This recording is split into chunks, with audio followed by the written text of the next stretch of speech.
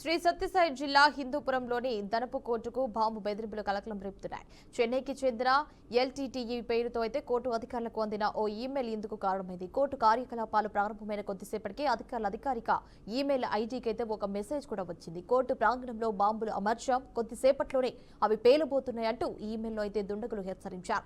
Bomb వార్త తెలియగానే court halls లో ఉన్న న్యాయవాదులు, సిబ్బంది, కక్షిదారులు ప్రాణభయంతో బయటకు పరుగులు తీశారు.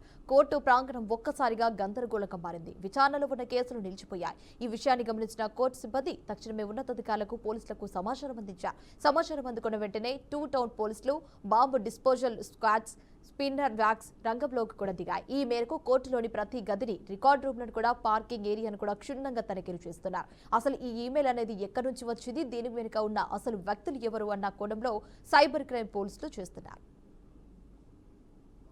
సమయంలో కదిరి గౌరవ జడ్జి గారి దగ్గర నుండి ఒక మెయిల్ వచ్చింది. పోలీసు మన ఈ ప్రాంగణంలో బాంబు పెట్టారని సమాచారం వచ్చింది. సమాచారం మేరకు మాకు సమాచారం ఇచ్చారు మేడం గారు. వారు ఇచ్చిన సమాచారం మేరకు మేము, మా సిబ్బంది, అంతేకాకుండా డిఎస్పీ ఆధ్వర్యంలోని ఈ క్లూస్ టీము, హెడ్ క్వార్టర్ సంబంధించిన క్లూస్ టీము అన్ని కూడా పిలిపించడం జరిగింది.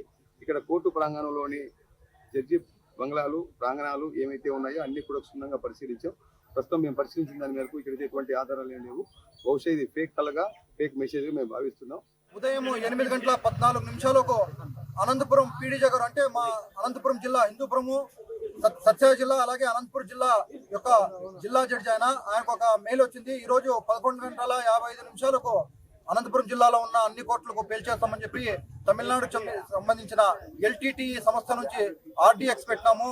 కోర్టు ఛంబర్లో పేల్తాయని చెప్పి మెసేజ్ రావడం వల్ల మాకు వెంటనే అనంతపురం పీడీజే గారి యొక్క ఏఓ గారు, హిందూపురం ఏఓ గారికి ఆ మెయిల్ ఫార్వర్డ్ చేస్తున్నారు. వాళ్ళందరూ కూడా మాకు చూపించి సహకరించాలని చెప్పినారు. వెంటనే హిందూపురంలో ఉన్న క్లర్క్లు, లాయర్లు, కక్షిదారులంతా మేము కూడా వెంటనే బయటకు వచ్చినాము. ఇప్పుడే 1 టౌన్ పోలీసు వాళ్ళు కూడా వచ్చి అంతా సెర్చ్ చేస్తున్నారు.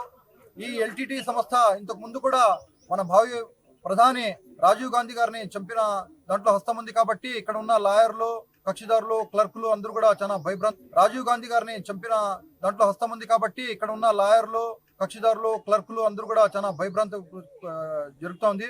బాంబు స్క్వాడ్ కోసం మేము అందరూ వెయిట్ చేస్తాం.